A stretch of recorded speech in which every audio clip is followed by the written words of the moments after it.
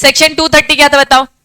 Section 230 compromise arrangement proper application process main process. Section 231 NCLT बस power है supervise करने की और डायरेक्शन देने की। डायरेक्शन अगर जो दिए गए नहीं मानते हो, सेटिस्फाइड नहीं है, तो फिर क्या कर दिया जाएगा? Wind up. सेक्शन 232 एनसीएलटी अपनी खुद की प्रोसेस बता रहा है। 233 small company holding own subsidy company, इन सबको क्या बोल दिया? आपका खुद का फास्ट ट्रैक मर्जर होगा। क्लियर है बच्चा? चलो चलो देन सेक्शन 234 पहले शॉर्ट में पढ़ेंगे। हेडिंग देखो, मर्जर अमलगमेशन कंपनी किसकी? क्या मैं इसे क्रॉस बॉर्डर मर्जर बोल सकती हूँ? क्रॉस बॉर्डर मर्जर मतलब क्या समझते हैं? बाहर की कंपनी के साथ इंडियन कंपनी के साथ मर्जर हो रहा है। चलिए शॉर्ट में पहले समझेंगे। सेक्शन 234 का पहले सबसेक्शन 1, सेक्शन 234 का सबसेक्शन 2, यहाँ पे दो ही बातें, सबसेक्शन 1 एंड सबसेक्शन 2। किसी को भी करना है तो इस चैप्टर में जो भी रूल्स रेगुलेशंस बता के रखे हैं कॉम्प्रोमाइज अरेंजमेंट करने की, ठीक है, वो फॉलो करना unless otherwise provided under any other law. कोई और लॉ कुछ और बोलता है, जैसे कि फॉरेन कंपनी के साथ हो रहा है तो कुछ और अदर लॉ भी एप्लीकेबल हो सकते हैं। जो भी अदर लॉ बोलेंगे वो अप्लाई करना। अगर वो सब कुछ भी नहीं है तो क्या बोल दिया है? शेल बी अप्लाई मुटाटेस मुटेंडेस, मतलब सेम प्रोसेस। इन्होंने कहा दोबारा सेम प्रोसेस बताएंगे नहीं। क्लियर है? चलो प्रोवाइडेड दैट सेंटर गवर्नमेंट में मेक रूल्स, सीजी चाहे तो रूल्स बना सकते हैं, लेकिन एक बार किससे? आरबीआई से एक बार कंसल्ट करेंगे। खत्म, बस इतना ही है।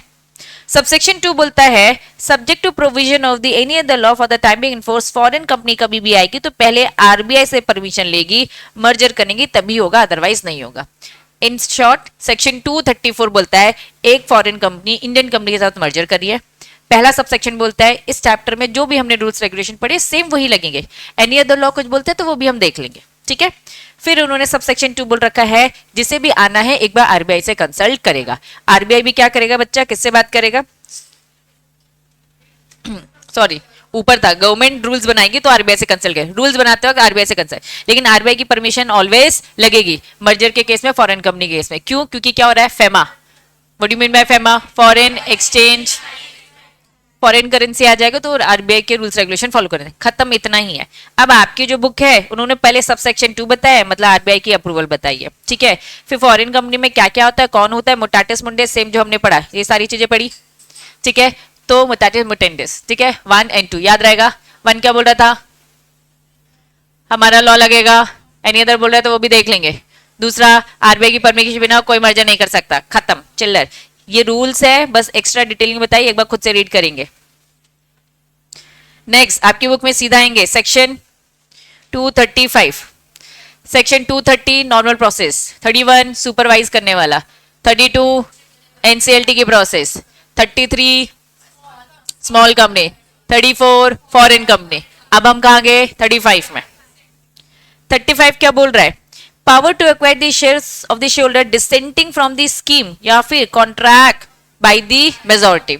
इसको शॉर्टकट में हम बोलेंगे अनलिस्टेड कंपनी का क्या हो रहा है बच्चा? Take over. इतनी लंबी चौड़ी जो भी बात है उसका शॉर्टकट में क्या है बच्चा? टेक ओवर होना। सेक्शन कौन सा चल रहा है? 235। ये भी मर्जर अमलगमेशन अरेंजमेंट में ही कवर होता है। चलिए, When a company is intend to take over another company, जब एक कंपनी दूसरी कंपनी को टेक ओवर करने का सोचती है तो बच्चा सेक्शन 235 एप्लीकेबल होगा। बस उसे कितना एक्वायर करना है? एक्वायर 90% और more in the value of the share of that company. Take over करना मतलब कितना टेक ओवर कर लेना? 90% या उससे ज्यादा। पहले तो क्या बोला? 90%, एग्जैक्ट 90% किया। अक्सर हम डिसेंटिंग शोल्डर की डेफिनेशन पढ़ते रहते हैं। What do mean by dissenting shoulder? जो कि डिसएग्री है। वो डिसएग्री शोल्डर कितने होते हैं? जनरली 10% होते हैं। अगर 90% लोगों ने क्या कर रखा है बच्चा? हाँ बोल दिया है, मतलब डिसएग्री लोग कितने? 10%। क्या 10% आवाज उठा सकते हैं? हाँ। 90% से ज्यादा लोगों ने हाँ बोल दिया, 93% ने हाँ बोल दिया। क्या आप डिसेंटिंग शोल्डर आवाज उठा सकते हैं? नहीं। चलो, तो ये कंसेप्ट आपको समझ में आ गया, तो रीड करते हैं। इन्होंने कहा अगर टेक ओवर हो रहा है 90% या उससे ज्यादा तो उन्होंने कहा रेगुलेशन 235 लगेगा। When a one company is acquire more than 90% मतलब 91, क्या डिसेंडिंग शोल्डर बन पाते हैं? नहीं। क्योंकि डिसेंटिंग शेयरहोल्डर होने के लिए आपको मिनिमम 10% होना चाहिए.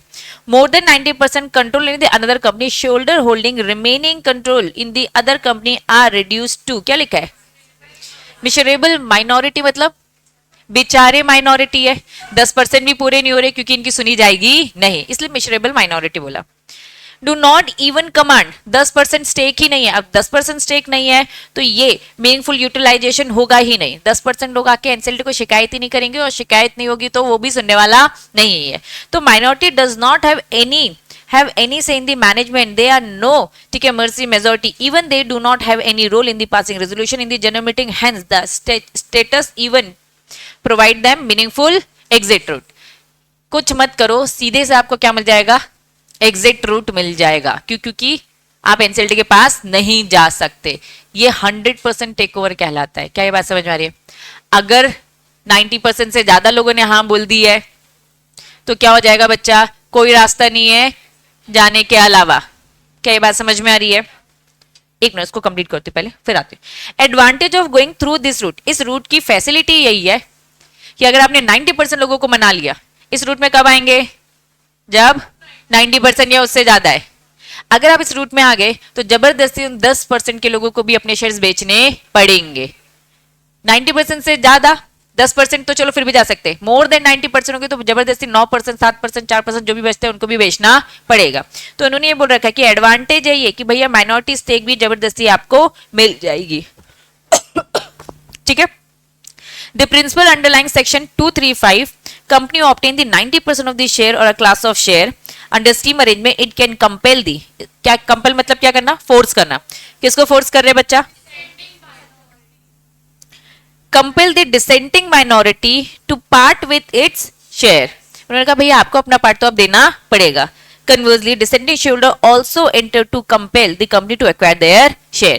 वो चाहे तो क्या कर सकते हैं, पैसा लेकर चुपचाप घर जा ले जाए, या फिर बच्चा टेक ओवर जो कंपनी कर रही है एक्सचेंज में वो शेयर्स भी ले सकते हो. तो दोनों ऑप्शन होते हैं. क्या ऑप्शन है, या तो पैसा ले ले, या तो क्या करे बच्चा, कंपनी एक्सचेंज में शेयर्स ले ले. तो ये रास्ते होते हैं. अब इसका ड्यूरेशन दे रखा है, एक बार मैं इसकी प्रोसेस आपको बता दूं कैसे होगा.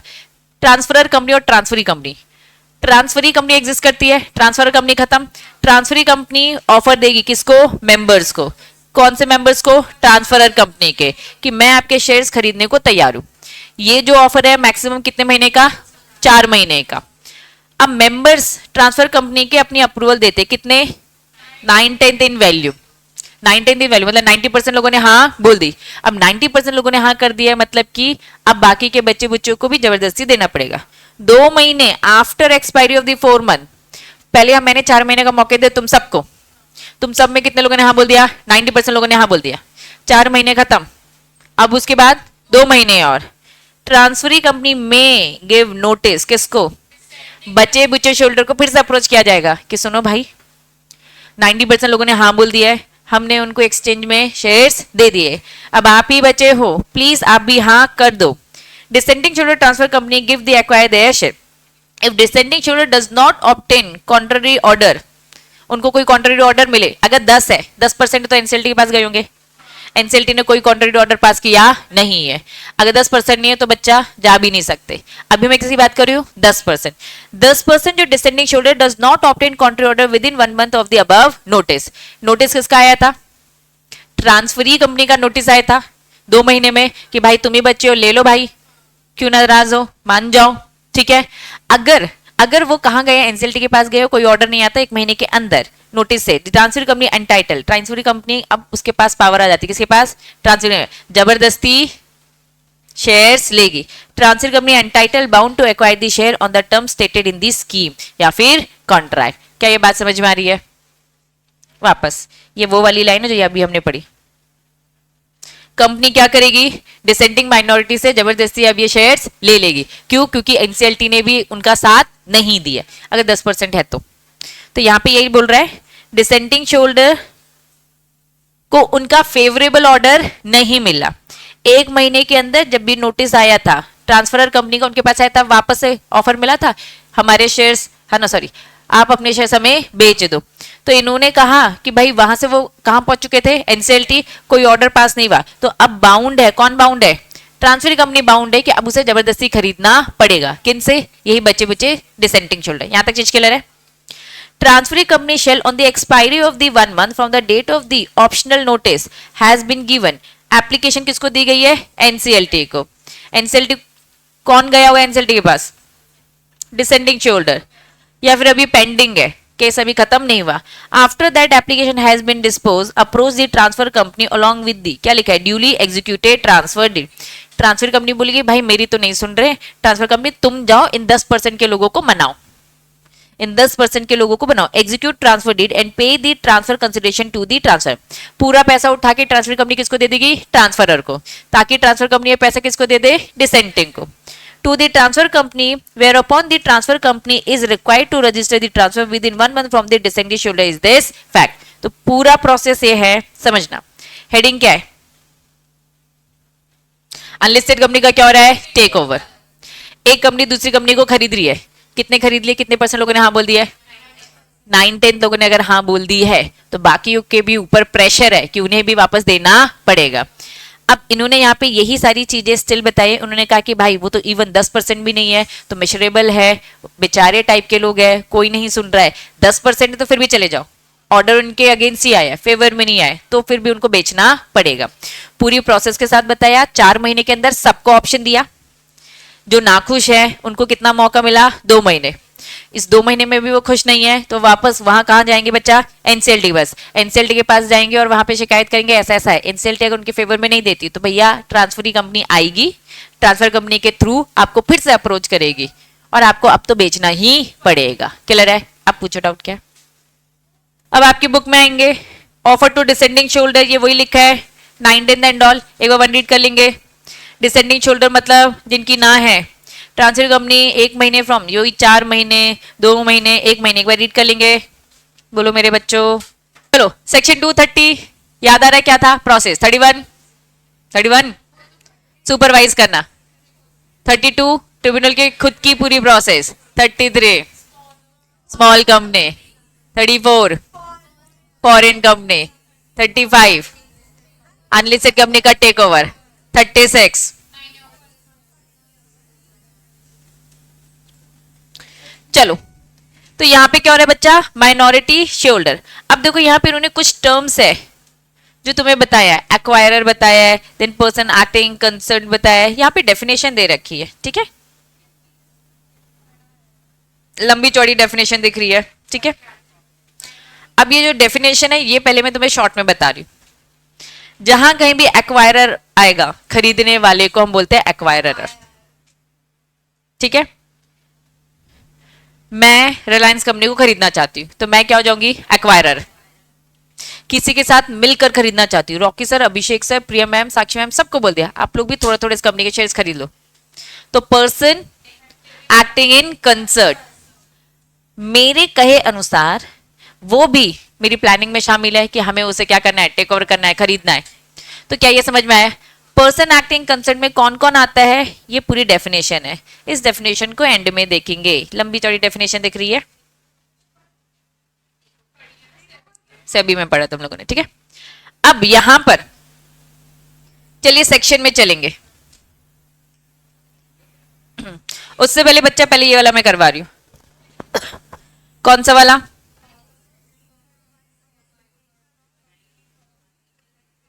सेक्शन 236 माइनॉरिटी की बात करता है। माइनॉरिटी को थोड़ा सा मैं थोड़े टाइम बाद, पहले ये आ जाओ। ये हेडिंग देखो क्या लिखा है, ये इंपॉर्टेंट है एक्चुअल में। अब इंपॉर्टेंट चीज कवर करूंगे, ठीक है। सेक्शन कौन सा है? 237। 236 माइनॉरिटी की बात करता है, ठीक है। 237 किसकी बात करता है? Public interest. जिस दिन सीजी को लगेगा, क्या लगेगा? इन 2 कंपनी का मर्जर हो जाना चाहिए जनता की भलाई के लिए, तो वो किसी भी 2 कंपनी को उठाकर क्या कर देगी? मर्ज कर देगी। खुद सोचो, अगर उठा के ऐसे जबरदस्ती किसी को भी मर्ज कर दिया जाएगा तो बुरा तो लगेगा। तो वो लोग भी शिकायत करने जाएंगे। कितने जाएंगे शिकायत करने? एनसीएलटी। तो यहां पर उन्होंने वही सारी बातें कह रखी है कि सब सेक्शन ट्रांसफर, ठीक है।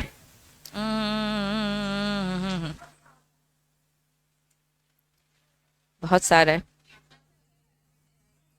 चलो चलो, नहीं, अब मेरी बात समझो। शॉर्ट में बता रही हूँ, गवर्नमेंट कंपनी का पूरा प्रोसेस क्या होगा, सबसे पहले गवर्नमेंट, ठीक है, कंपनी को जिन भी दो पब्लिक इंटरेस्ट में ठीक लेगा उन दोनों को रिक्वेस्ट भेजेगी, भैया तुम्हारा मर्जर होना चाह रहा है, खुद से हाँ बोलती है तो बढ़िया, गुस्सा आ जाता है, बुरा लग जाता है तो कहां अप्रोच करेगी, सीधा एनसीएलटी। एनसीएलटी को अपनी पूरी कहानी बताएगी, दुखड़ा सुनाएगी, ऐसा ऐसा हमारे साथ हो रहा है, फिर एनसीएलटी दोनों की बातें सुनेगा और सुनने के बाद किसी एक डिसीजन में आएगा। कंपनी भी अपना बेस्ट देगी, सॉरी सीजी भी अपना बेस्ट देगी कि भाई पब्लिक इंटरेस्ट में कैसा है। तो ये पूरी प्रोसेस है, वन रीड करना, सिंपल समझ में आ जाएगी। सेक्शन 238 देखो क्या है, क्या है 238, क्या लगता है? अब आप क्या कर रहे हो, अपनी पूरी स्कीम को रजिस्टर करवा रहे हो किसके पास, आरओसी के पास। चिल्लर हेडिंग, लास्ट चिल्लर हेडिंग क्या लिखा है, अमलगमेटेड कंपनी को क्या करना है, बुक्स संभाल के रखनी है, प्रिजर्व करके रखनी है। क्या ये बात समझ में आ रही है? चलिए सेक्शन 240 क्या बोलता है, ऑफिसर की लायबिलिटी हमेशा बनी रहेगी ट्रांसफरर कंपनी की। आज ट्रांसफर कंपनी जो खत्म हो चुकी है वो बोल रही है हमारी कोई लायबिलिटी नहीं, सब अच्छा है, कोई दिक्कत नहीं है। भविष्य में कभी अगर कोई लायबिलिटी आती है तो बच्चा हम मान लेंगे कि आपकी कंपनी जिंदा है और आप ऑफिसर की लायबिलिटी भी बनती है। तो ये सेक्शन 240 है। अब पूरा सेक्शन 230 से हमने स्टार्ट किया था, बोलो हाँ। 240 तक एक बार शॉर्ट में, 230 process, 231 CG sorry NCLT supervise करेगी और मॉडिफाई करने को बोलेगी। 232 एनसीएलटी की अपनी खुद की प्रोसेस है। 233 small company, 234 foreign company, 35 take over unlisted company का, 36 माइनॉरिटी। माइनॉरिटी की बातें मैंने आपको इसलिए नहीं बताई है अभी क्योंकि वो कनेक्टेड है किससे, एक अभी राइट्स आएंगे, majority rules and minority rules. ये अब इस चैप्टर का सेकंड पार्ट। इस पूरे चैप्टर को दो पार्ट में डिवाइड कर रखा है। पहला पार्ट क्या बच्चा, मर्जर अमलगमेशन 230 से 240। इसके बाद माइनॉरिटी के आते हैं, वो माइनॉरिटी वहां पे एक बार यहां पर रहेंगे तो ऑटोमेटिकली वहां पे भी कवर हो जाएगा। अब सेक्शन 36 था, 237 क्या था, सीजी को लगेगा तो पब्लिक इंटरेस्ट में दो कंपनी को जोड़ दिया जाएगा, ठीक है। देन उसके बाद 38 अब आपको रजिस्टर्ड भी करवाना है, शेयर ट्रांसफर जो भी हो रहा है, ठीक है। देन 39 प्रिजर्व रखना है। 240 अब मुझे बताओ कि ये सेक्शन से याद है पक्का। अब फर्स्ट पार्ट हमारा पूरे से होता है ओवर। सेकंड पार्ट जो आपका बोलता है, हेडिंग बताओ क्या बोलता है,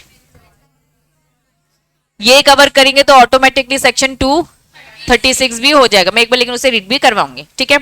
यहां पर लैंडमार्क केस दिख रहा है, लैंडमार्क क्या दिख रहा है, फॉस वर्सेस हार्बॉटल। ये एक लैंडमार्क केस है जिसको पहले मैं शॉर्ट में तुम्हें समझाऊंगी, क्लियर है बच्चा? बता रही ना, रुको। आपका जो चैप्टर है उसमें फर्स्ट पार्ट क्या है, मर्जर अमलगमेशन, और दूसरे पार्ट में क्या है बच्चा, माइनॉरिटी मेजॉरिटी। ये हेडिंग है लेकिन उसकी डिटेलिंग में नहीं। ऑपरेशन मिसमैनेजमेंट, सबसे पहले ऑपरेशन वर्ड का मतलब क्या होता है, वो वाला ऑपरेशन नहीं, ऑपरेशन, ठीक है। ऑपरेशन मतलब क्या, किसी को अनजस्ट करना, किसी के साथ अन्याय की न्याय, अन्याय करना, मिसमैनेजमेंट। अब यहां पे हम जो पढ़ने वाले वो सेक्शन क्या है, 241 से 246, ठीक है, समझना।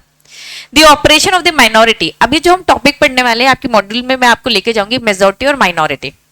यहां पर मेजॉरिटी अपने मनमाने डिसीजंस लेती है और माइनॉरिटी के ऊपर क्या होता है बच्चा, बर्डन आ जाता है, मानना पड़ता है, तो उनके साथ एक तरीके से अनजस्ट होता है। The operation of the minority is a normal thing everywhere, either economics और द पॉलिटिक्स, हर जगह होता है। तो कंपनी में भी माइनॉरिटी शेयर होल्डर इस चीज का शिकार है। तो चलिए देखते हैं उन्हें कैसे ठीक किया जाएगा। Share holder democracy means the share holder supremacy, हमेशा उन्हीं की चलेगी ना। हम हमेशा बोलते ओआर पास कर लो, एसआर पास कर लो, मतलब कि बाकी की तो सुनी जाती नहीं है। तो यहां पे उन्होंने बोला कि power of the government company divided in two parts. हम जितनी भी कंपनी लॉ में चीजें पढ़ते हैं तो पहले बोर्ड ऑफ डायरेक्टर होता है, वो करवाता है वो काम, आगे चल के कंटिन्यू कौन करता है, शेयर होल्डर। लेकिन शेयर होल्डर भी कौन से, मेजॉरिटी के, रह कौन जाता है, माइनॉरिटी।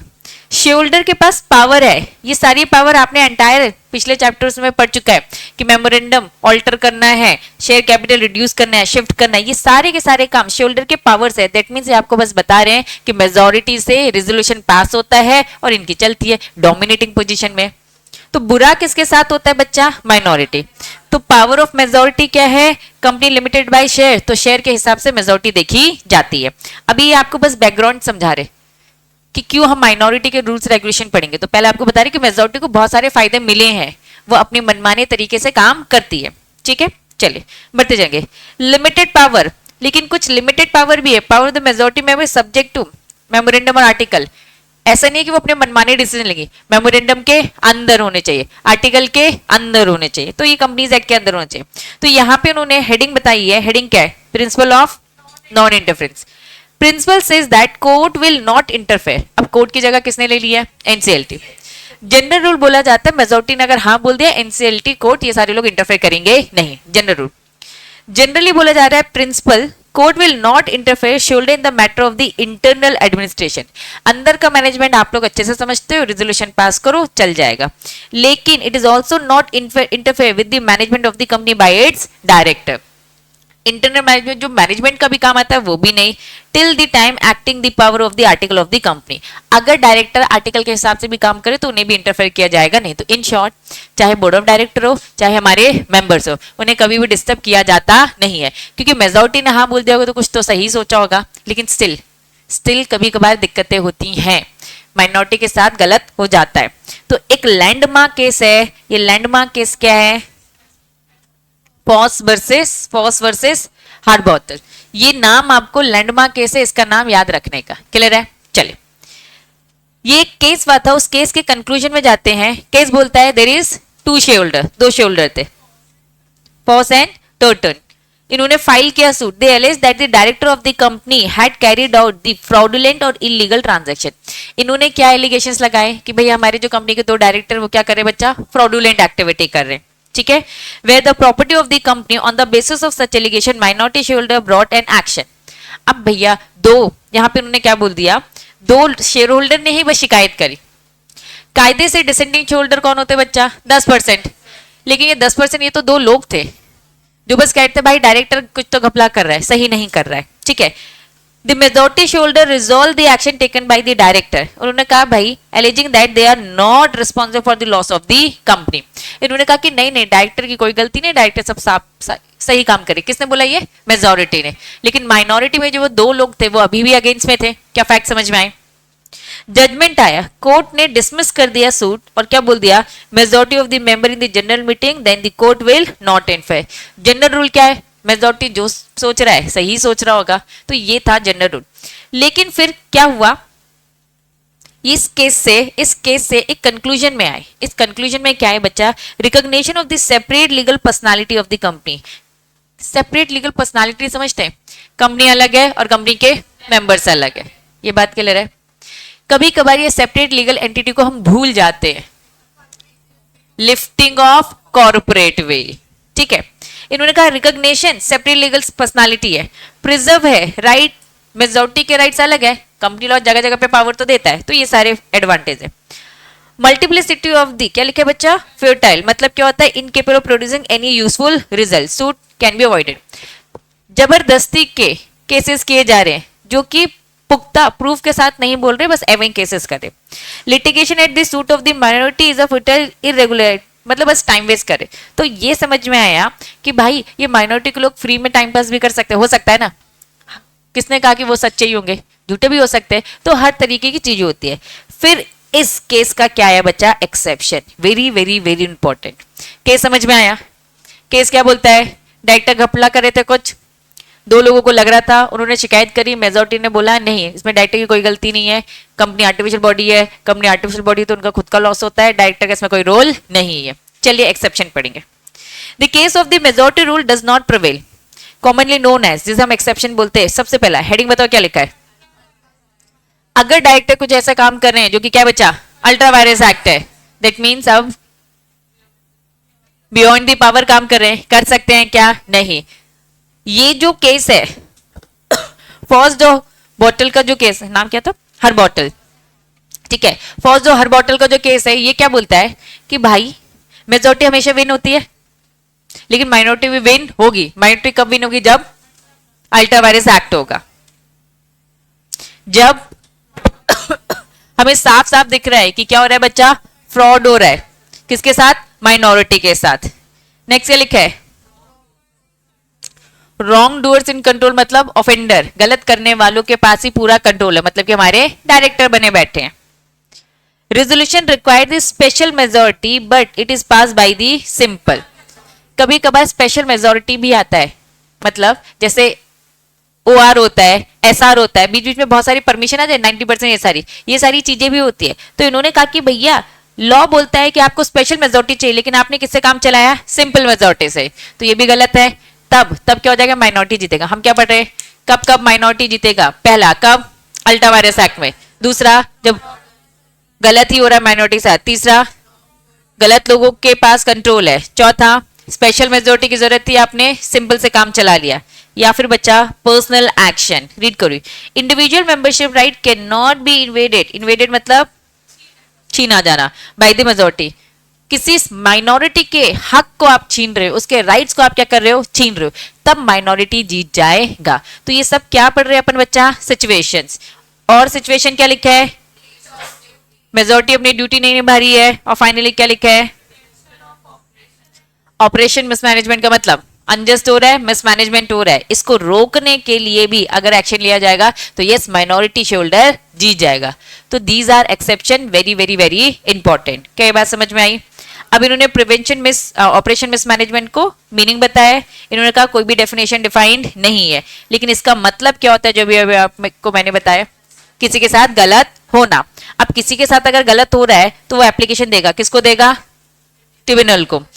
अब ट्रिब्यूनल को एप्लीकेशन कौन कौन दे सकता है? मेंबर्स या फिर CG। अब देखो मेंबर्स अगर देगी तो मेंबर्स क्या बोलेगी कि कंपनी के जो अफेयर्स है कुछ ठीक से नहीं चल रहे हैं। क्या ठीक नहीं है? उन्होंने कहा किसके अगेंस्ट है? पब्लिक इंटरेस्ट के अगेंस्ट है, या फिर मेंबर के अगेंस्ट है, या फिर कंपनी के अगेंस्ट है। वो ये NCLT के पास शिकायत लेकर जाएगी। मटेरियल चेंजेस हो रहे हैं, या फिर उन्हें ये शिकायत लेकर जाना है कि कंपनी का जो बोर्ड ऑफ डायरेक्टर मैनेजर उसे चेंज कर रहे हैं, उसे चेंज करना नहीं था। या फिर ओनरशिप जो है कंपनी के शेयर वो क्या हो रहे बच्चा? किसी और को ट्रांसफर किए जा रहे हैं जबरदस्ती। No share capital in its membership, या फिर अदर मैनर जो भी। तो इन शॉर्ट ये कह रहे शिकायत लेके कौन जा रहा है? मेंबर। या फिर कौन जाएगा? CG। Opinion of the CG affairs of the company being conduct in the manner जो पब्लिक इंटरेस्ट के अगेंस्ट है। अभी मैं आपको शॉर्ट में बता रही हूँ, बैकग्राउंड समझा रही हूँ। क्या ये बात समझ में आ रही है? चलिए अब उनके अगेंस्ट एक्शन लिया जाएगा। एक्शन लेने के लिए मेंबर आगे बढ़ रहा था। मेंबर अगर एक्शन ले रहा है तो कंपनी हैविंग शेयर कैपिटल और company not having share capital. Company having share capital तो कितने मेंबर उठकर आएंगे? 100 मेंबर, या फिर 1/10 of the total number of members, या फिर member holding 1/10 issue of share capital. ठीक है, इसमें क्या लिखा है? Lowest of which ever is lowest. ठीक है, विच एवर इज लोअर। या फिर अगर क्या है नॉट हैविंग शेयर कैपिटल तो 1/10 टोटल नंबर ऑफ मेंबर्स। ये लोग अप्लाई करेंगे। क्या ये बात समझ में आ रही है? अब ये पूरी चीजें उन्होंने फिर डिटेल में बता दी कि भाई अब उनको रिलीफ मिलेगा, अब NCLT ऑर्डर पास करेगा। क्या ये बैकग्राउंड समझ में आ गया? अब एक बार बस आपकी मॉड्यूल में पहुंच रही हूं। अब यहां पे दो सबसे ऊपर क्या लिखा है? केस का नाम लिखा है। केस का नाम समझ गए? अभी कॉन्सेप्ट पढ़ा था principle non interference. General rule क्या बोलता है? जनरल रूल क्या बोलता है? जनरली इंटरफेयर नहीं करना, इंटरफेयर करना पड़ जाएगा। कुछ एक्सेप्शनल केसेस थे, कब कब? अल्ट्रा वायरस, फ्रॉड करे माइनॉरिटी के साथ, रॉन्ग डूअर के पास पूरा मैनेजमेंट है। ये पूरी लिस्ट है, वो शॉर्ट नोट्स आपको मैं प्रोवाइड करूंगी। ठीक है, अब ये उन्होंने पूरा केस की पूरी खिचड़ी पकाकर आपको बताई है। क्या मैंने आपको एडवांटेज बताए थे? पहले एडवांटेजेस पढ़े थे। Separate legal personality, need to preserve right majority. Then इसके बाद एक्सेप्शन पढ़े। बस इनका प्रेजेंटेशन खराब है, मैं अच्छा प्रेजेंटेशन दे दूंगी। Majority rule the minority under the companies act. General rule क्या है? मेजोरिटी रूल करेगा। एक्सेप्शन क्या है बच्चा? उन केसेस में नहीं। फिर उन्होंने हेडिंग बताया, ऑपरेशन मिसमैनेजमेंट का मीनिंग बताया है। कि बात समझ में आ रही है? नालायक बच्चों बोलो। खत्म। अब इसके बाद क्या लिखा है? मेंबर क्या करेगा? शिकायत करेगा, लिखा है पब्लिक इंटरेस्ट या फिर मेंबर इंटरेस्ट, ये सेम वही बात है अभी जो मैंने शॉर्ट बताया। फिर सीजी करेगा अप्लाई, फिर एनसीएलटी दोनों की बातें सुनकर क्या करेगा, ऑर्डर पास करेगा। अब मेरी बात समझो, अब इस चैप्टर में मैं कुछ नहीं पढ़ाने वाली, ये चैप्टर बस इतना ही डिजर्व करता है। ये चैप्टर अब उतना ज्यादा इंपॉर्टेंट नहीं है। इस चैप्टर में जितनी इंपॉर्टेंस वाली चीजें थी वो हमने पढ़ ली। तो पहले मैं जो आपको शॉर्ट नोट्स दूंगी, ठीक है, वो रीड करना। प्रिंट करके अभी नहीं दे पाऊंगी, रक्षिता दी नहीं है, ठीक है, अब उनकी तबियत ही खराब है। तो मैं पहले शॉर्ट नोट्स आपको आपके ऐप में दे दूंगी, प्लस ये दोनों चीजों को एक बार रीड कर लेना। अगर बस शॉर्ट नोट से भी रीड करेंगे तो भी सफिशिएंट है, कोई दिक्कत नहीं है, लेकिन स्टिल अगर रीड कर लोगे मॉड्यूल से तो मॉड्यूल की लैंग्वेज थोड़ी सी आपके लिए इजी हो जाएगी। बस यही मेरा पर्पस रहता है। क्लियर है बच्चा? यहाँ पे चैप्टर होता है ओवर, ये ज्यादा डिजर्व इससे ज्यादा नहीं करता, मैंने इसे फिर भी आपको बहुत ज्यादा अच्छे से पढ़ाया है। क्लियर है? तो आज की सभा समाप्त।